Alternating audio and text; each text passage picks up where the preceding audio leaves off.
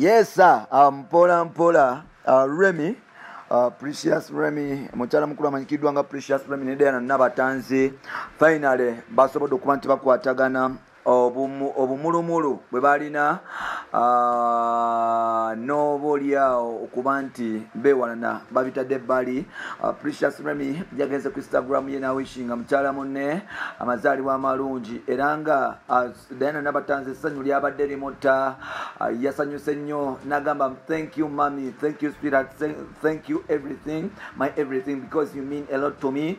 Ekikulaga nti oboolyawo ekyali kibawula tekirina makulu, basobola okuba nti byonna babireka ne basobola okuba nti beegatta ku birthday ya mukyala mukulu amanyikiddwa nga Diana Nabatanzi.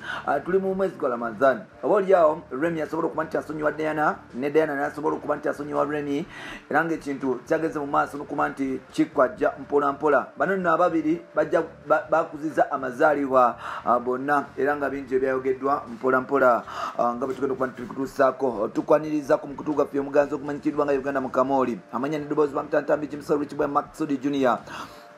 Webale kuba nti otambula nange Blood wange atambula nange okumala ebbanga lyonna nkusa munye ekitiibwa Blood. Webale kuba nti otambula nange nkuwa nnyo ekitiibwa nkwagala nnyo y'ensonga lwaki ndi wano nkuweereza. Olunaku lwaleero nzikiriza mukama wange nsooke nkutuuseeko biki oboolyawo obuyobadde tomanye mpola mpola. Yes, waliwo olutalo. Yes, byobadde tumanye mpola mpola naye ng'ate nga sinagendeyo ngenda kukusaba nti ogenda kuba nti osubscribinga tusobole kuba nti otambula ffenna gw'omupya nawe omukadde nkwebaza nnyo. Genda mu maaso n'okuba nti osubscribinga tutambule ffenna mpola mpola. Yes, wabaddewo olutalo wakati wa Precious Remy ng'onakola ku Galaxy FM 100.2 zina Kogatane Spark TV. Ate nga Diana Nabatanzi akola wali ku BBS Telefina yolesa ekitone ne program emanyikiddwa nga kiri kitya oli akola ku Live Wire ne Morning Saga mpola mpola. Bagenda mu maaso n'okuba nti bafunamu obutakkanya olw'omusajja oboolyawo yagenda mu maaso n'okuba nti abazannya n'okubajubisa n'okuba nti oboolyawo abapuleyinga okwagala kubazanyisa chance ng'oboolyawo alina ebigendero ebirala. Omusajja ono yani bamuyita Legendary Lwasa yagenda mu maaso n'okusobola okuba nti akwana mukyala mukulu amanyikiddwa nga Diana Nabatanzi era nga bagenda mu maaso n'okuba nti oboolyawo banyumirwa emyaka 5 nga bali bonna bakyetuusaako mpola mpola. Basobola okuba nti oboolyawo bakita ne bakivaamu mpola mpola nga bwenyiza okugamba nti basobola okuba nti bakivaamu ne bakiza ne bakiza